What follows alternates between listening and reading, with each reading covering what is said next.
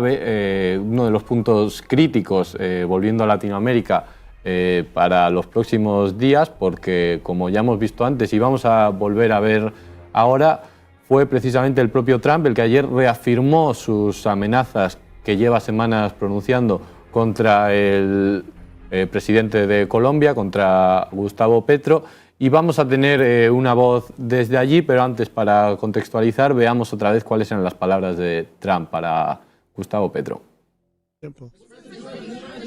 Mr. President, Colombian President Gustavo Petro, a couple weeks ago, he said he's got to watch his ass. And today, he said he's not concerned about anything happening to him in the aftermath of this operation. So, just what your message is about that? Well, he has cocaine mills. He has factories where he makes cocaine. And yeah, I think I stick by my first statement. He's making cocaine. They're sending it into the United States. So he does have to watch his ass. Mr. President, did you notify any members of Congress in advance? Como decía Trump, como amenazaba, mejor dicho, Trump, más le vale a Gustavo Petro que vigile su trasero. Estas amenazas explícitas, si bien no sabemos hasta qué punto son reales, en el marco de un fin de semana donde Estados Unidos ha secuestrado al jefe de Estado del vecino directo de Colombia y país hermano como es Venezuela, pues no son en absoluto para tomárselas a broma. Y para comentar todo esto tengo ya en conexión desde la propia Colombia a Diana Carolina, analista internacional, que nos acompaña hoy y a la que le queremos, bueno, antes de nada, saludarle y agradecerle, como con todo el mundo que está dedicando su domingo a ofrecernos un ratito aquí en Canal Red. Buenos días, Diana, y muchas gracias por estar con nosotros. Buenos días, Canal Red. Muchas gracias por este cubrimiento. Les saludo desde Villavicencio, frontera común en el llano colombiano. Pues precisamente, como tú dices, desde allí, desde el terreno, queremos saber que nos des unas primeras impresiones de cómo se ha recibido allí en Colombia, cómo se ha recibido en general a nivel social y también a nivel institucional en la Casa de Nariño, esta reafirmación por parte de Trump de las amenazas que lleva pronunciando semanas y que, claro, en un contexto como el de las acciones militares de hace poco más de 24 horas, como decía, no parecen algo que merezca poca atención. ¿Cómo ha sido entonces, desde tu punto de vista, la reacción? ¿Cómo se han recepcionado estas declaraciones, estas amenazas, mejor dicho? Bueno, hacia la correlación de fuerzas del continente. En este momento, ustedes bien saben, Colombia lleva adelante una denuncia estratégica contra los Estados Unidos, que es también una denuncia histórica. Tiene que ver entonces con un legado muy profundo de relaciones de dependencia que han mermado la capacidad operativa no solo en términos económicos, sino también humanitarios de nuestra nación. Este ha sido el discurso articular del presidente Gustavo Petro a lo largo del año. Es decir, no estamos ante un rifirrafe concurrente solamente por los sucesos ocurridos en la República Hermana Bolivariana de Venezuela, sino por las amenazas consecuentes de Donald Trump durante todo su gobierno presente. Recordemos entonces acá que en efecto Estados Unidos ha perdido una base de operaciones que le fue siempre útil para atacar al continente desde Colombia. Colombia, si sumamos todas las fronteras, las marítimas, las terrestres, las aéreas, es el país mayor del continente y en el caso obviamente del subcontinente latinoamericano caribeño, una de las más importantes. El baluarte estratégico militar de los Estados Unidos, diríamos que desde la división del Canal de Panamá, que también fue pergeñado por la oligarquía local. Lo que se rompe acá entonces es una dinámica de coexistencia y subalternidad que le permitió también a la ultraderecha colombiana hacer negocios a través del dolor del continente, como ocurrió durante la pandemia en el año 2020, cuando el entonces presidente, sí, evidentemente, con el narcotráfico, fotografiado con ese famoso narcotraficante Ñeñe Hernández, que fue a la vez asesinado en formas poco esclarecidas en Brasil. Este presidente Iván Duque, fotografiado con narcotraficantes, que viene de hecho de la estructura del Centro Democrático, un partido financiado, construido, etcétera, por el baluarte social del uribismo, que no es otra cosa que el relevamiento clasista de esa nueva burguesía devenida de sus articulaciones con el narcotráfico. Ahí está entonces el narcotráfico en el año 2020 en el intento magnicida que quiso usar la metáfora de Gaddafi y a Colombia como su base de operaciones para asesinar a Nicolás Maduro, una operación que evidentemente salió mal, pero que dejó muchas preguntas y pocas investigaciones de la época. Fueron usados mercenarios estadounidenses, paramilitares también colombianos y aquello que se le ha llamado contratistas desde la nefanda firma del Plan Colombia en aquellos años lúgubres del gobierno de Pastrana, ¿no? Hoy vinculado, Pastrana también un gran aliado del uribismo, un gran aliado de las tácticas de expoliación continental y tanto más un vocero de la desestabilización continental, el señor Andrés Pastrana, vinculado hoy al archivo Epstein, es decir, un presunto pedófilo, un agitador de las intervenciones internacionales desde nuestro continente. Recordemos entonces también que la firma del Plan Colombia durante su gobierno sirvió para que Colombia se volviera un exportador de mercenarios, con consecuencias terribles, tanto para las Fuerzas Armadas de nuestro país que se ven vinculadas a esta estrategia internacional, como para la estabilidad continental. No solamente estamos hablando acá en el 2020 del intento de magnicidio que fue pergeñado también por la oligarquía colombiana y enviados estos militares hacia La Guaira, sino que estamos hablando acá del magnicidio del expresidente haitiano Jovenel Moïse, que fue un magnicidio operativizado con manos mercenariales colombianas, sin embargo, pagado desde Miami. Entonces, el día de ayer, Abelardo de la Espriella, el candidato de la ultraderecha colombiana, más allá de que hoy se plantee una cierta división con Álvaro Uribe para lavar su imagen y para permitir golpes bajos sin que el uribismo se tenga que comer las consecuencias, este señor Abelardo de la Espriella, el día de ayer reprochó la actitud soberana del presidente Gustavo Petro y además de eso vinculó a Iván Cepeda, candidato de la izquierda, candidato del Pacto Histórico, con el cártel de los soles sin ninguna investigación. Esto es gravísimo porque el candidato de ultraderecha, que es un lobista de los Estados Unidos, de hecho ni siquiera vive en Colombia, está vinculando a las autoridades del Pacto Histórico a esa operación mentirosa que ha sido el cártel de los soles, básicamente insinuando la necesidad también de una intervención en nuestro país, lo cual es gravísimo. Recordemos para los colombianos y colombianas también que nos escuchan cuál ha sido el resultado de nuestra alianza con los Estados Unidos, de nuestra alianza militar con los Estados Unidos.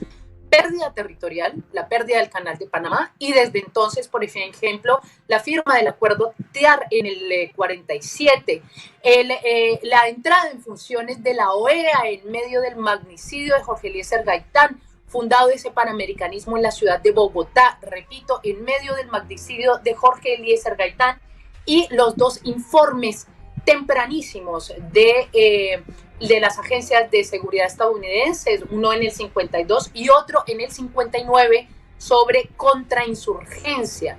El aparato de contrainsurgencia que surgió por lo menos 12 años antes de la fundación de las guerrillas, bien sea las FARC o el ELN, 12 años antes, ese aparato de contrainsurgencia es clave para entender la articulación del paramilitarismo como nacional y transnacional que se ha llevado puesta la vida de centenares y miles de colombianos y ha generado un desplazamiento forzado casi superior al de Afganistán. Colombia, gracias a esa articulación transnacional, gracias a la huella de los Estados Unidos, no solamente fue regado con napalm, su territorio fue regado con napalm, y esto lo tienen que escuchar aquellos y aquellas que aplauden la intervención en otro territorio. Nosotros y nosotras hicimos toda la buena letra que había ser como Estado partícipe de la estrategia continental, hemisférica e imperial de los Estados Unidos, y sin embargo nuestros ciudadanos fueron asesinados por la lógica contrainsurgente. Nuestro territorio fue incinerado con napalm y hoy 9 millones de colombianos y colombianas y colombianas se encuentran desterrados de su territorio, por lo cual se entiende la postura soberana del presidente Gustavo Petro, el primer presidente colombiano en enarbolar una estrategia transatlántica soberana sobre el Caribe de la mano, en este caso, de la República Bolivariana de Venezuela. Un último elemento que no es menor. 2.9 millones de venezolanas residen en Colombia. Colombia es el país con la mayor cantidad de migración venezolana del continente y del mundo, por lo cual estamos en un momento en el que tenemos que proteger a nuestra población, que es también la población venezolana, porque Colombia no está tratando a la migración como un arma de guerra, como sí lo hizo en su momento el señor Mauricio Macri. Lo ha hecho la derecha, por ejemplo, la derecha argentina, una derecha que ha usado a la migración venezolana para atestar y solventar un discurso de inseguridad y, si se quiere, una especie de ejército militar de las disposiciones de sismo tan horrible. El mismo Mauricio Macri, que usó a la migración venezolana como un arma de guerra, fue el responsable de presuntamente llevar armas a la frontera boliviana en el 2019, cuando se hace este golpe brutal contra la Bolivia al frente de en aquel momento, con consecuencias terribles hasta el día de hoy.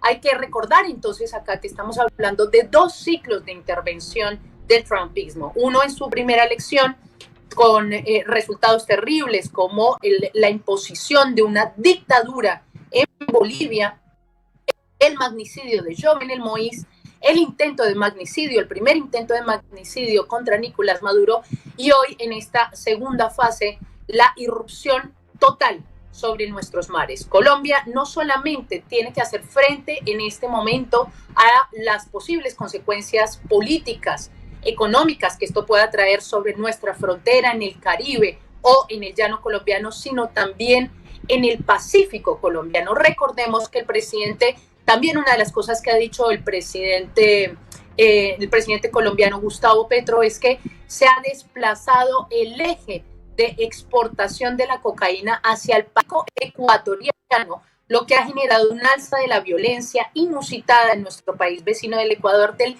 600%. Del 600%, esas son las cifras oficiales del propio Ecuador. Gustavo Petro le ha planteado al presidente Noboa que se afinque una estrategia conjunta de seguridad sobre el Pacífico, y sin embargo el presidente Noboa lo que ha hecho es celebrar las intentonas magnicidas y los efectos de desarticulación de la política nuestroamericana, a pesar de que esto infrinja los derechos humanos en su propio país, la calidad de vida en su propio país, lo cual es terrible. Uno de los aspectos que tenemos que mencionar es que al ver ese desplazamiento de la exportación de la cocaína por el Pacífico ecuatoriano, nos damos cuenta, porque acá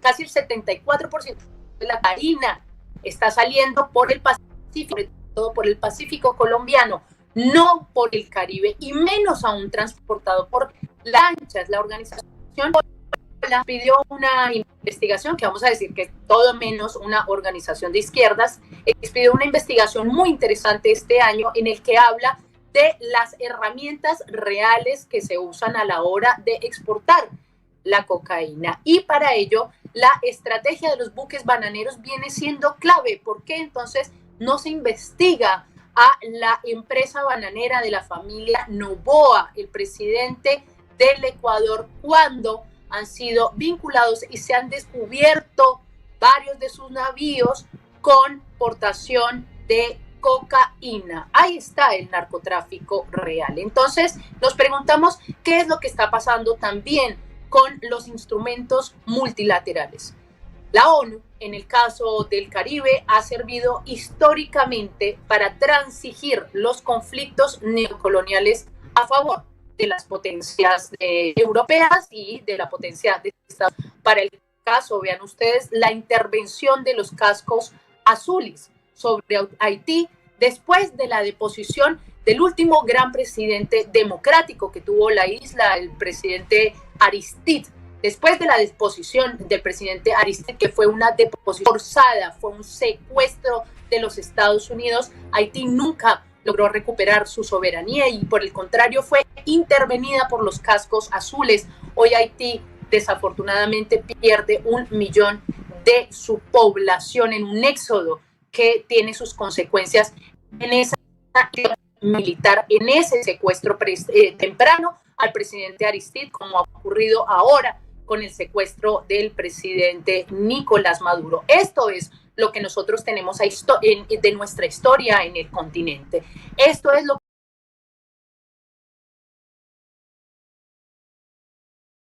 bien, acaso como nuestro futuro.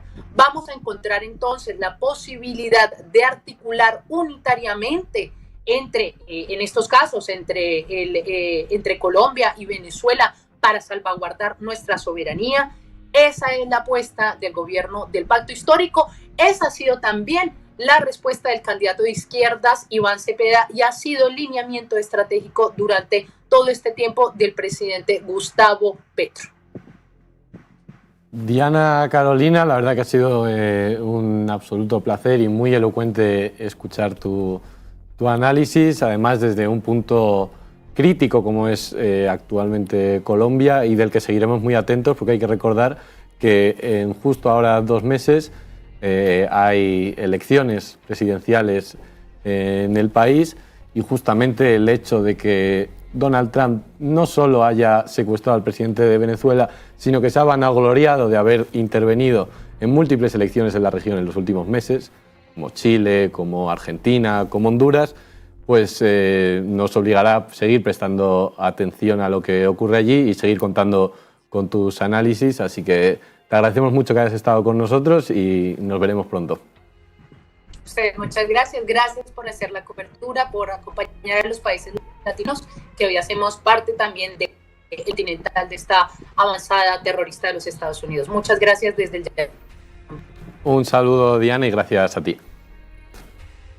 Bueno, muy interesante todo lo que nos tenía que contar Diana desde Colombia. Como decimos, es uno de los puntos clave y más calientes ahora mismo en la región, no solo por su cercanía geográfica a Venezuela, sino también por las declaraciones y las amenazas que Donald Trump ha proferido en los últimos meses y que reafirmó ayer mismo en rueda de prensa. Y como les decía, además tenemos elecciones próximamente allí, así que seguiremos muy atentos.